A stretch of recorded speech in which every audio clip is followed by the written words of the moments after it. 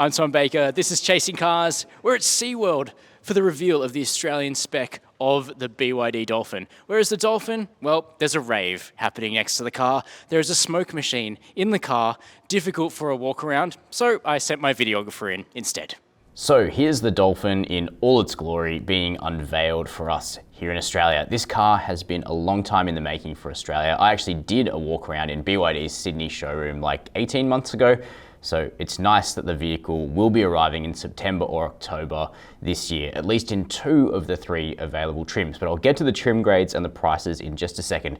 First of all, I want to clear up the size of the vehicle because I reckon the most common question that I've been receiving over the last couple of days about the Dolphin is how big is the thing? And honestly, this is an interesting point because for Australia, it's going to be 4,290 millimeters long, which is quite a lot longer than the car that has been launched already in China and other parts of the world. Reason being, BYD really wants to pass Australia's 5-star ANCAP safety rating, so they've tacked on an additional 20 centimeters to the front end of the car compared to the existing Dolphin. So that actually makes it ever so fractionally longer than an MG4, but it is much narrower than the MG. It's about 6 or 7 centimeters narrower. So really, this car is kind of half a size smaller than an MG4, probably more of a direct rival to the incoming GWM Ora, the artist also known as the Funky Cat in other parts of the world, but it is a little longer than that MG4. Now, of course, the BYD Dolphin is front-wheel drive. It runs on the same E-Platform 3.0 as the BYD Atto 3. It also has a Blade battery like the BYD Atto 3,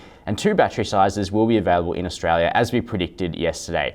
The smaller battery is a 44.9 kilowatt hour unit, and that's relatively modest when it comes to range. The WLTP rating for the entry-level Dolphin is 340 kilometers, and that's the car with the headline price of $38,890 before on-road costs and incentives. So that became the cheapest EV in Australia yesterday. Its drive-away price in New South Wales, for instance, is a few bucks under $40,000, and that's before incentives. In Queensland in particular, they're really pushing on this sub $33,000 price before registration, so certainly very, very inexpensive compared to most EVs. Now, the entry-level Dolphin Dynamic, as it's called, is pretty weak on the motor front, 70 kilowatts of power and 180 newton meters of torque, but it does come with 16-inch alloy wheels, and you are getting DC charging capability per se, but it's only 60 kilowatts, so definitely one of the slowest charging EVs on the market. Interestingly, compared to the MG4, the BYD Dolphin at the moment only has 1 level of equipment for Australia. It's a rather high level of equipment actually,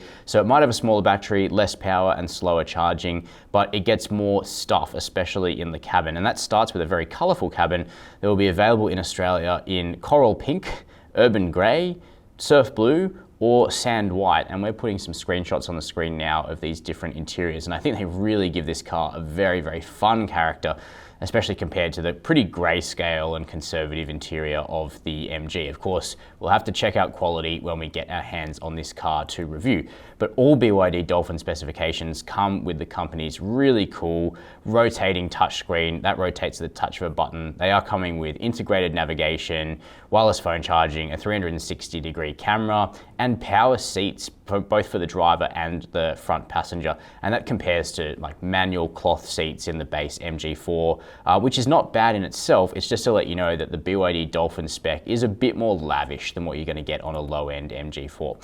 Now, from that point, the Dolphin range steps up to the BYD Dolphin Premium.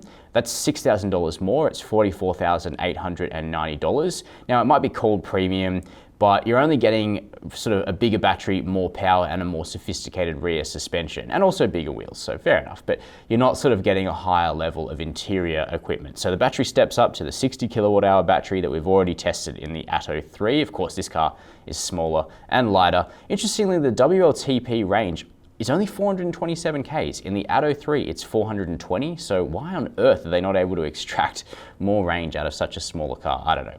The motor, 150 kilowatts of power, 310 newton meters of torque. DC charging steps up a little bit to 80 kilowatts, still really slow. Even the base MG4 has 117 kilowatt peak charging. But the suspension on the Premium, multi-link, so it should be a better riding, better handling car. 17-inch wheels and two-tone paint also on the Premium model. Plus, it's important to note there is actually a slight difference in colors between the two cars. Again, we're putting some screenshots on the screen now. But the surprise of the night was the BYD Dolphin Sport. It's $49,990. You won't be able to get one until 2024, but this is basically a special edition that BYD has put together for Australian customers. You're going to be picking up sport performance tires. They haven't been named in terms of a size or a make, but sporty tires. Sporty wheels, a sports styled body kit, tuned sport suspension, and something must be changing with the dynamics because the premium model has a 0 to 100 claim of 7 seconds. The Sport has a sub 7 second 0 to 100 claim. So either the motor's getting a little bit more power or something else is going on here. That is the BYD Dolphin for Australia. Clearly a very affordable EV available at 3 different price points, 2 different battery sizes, 2 vastly different front motor outputs. Now that base car, very cheap, probably going to be quite slow, slower than 10 seconds 0 to 100. But for a lot of people as their first EV, it's probably going to be an option you'll want to check out. Hot competition at this end of the market. Let me know what you're thinking down below in the comments. Thanks for watching. Hit subscribe. Catch you soon.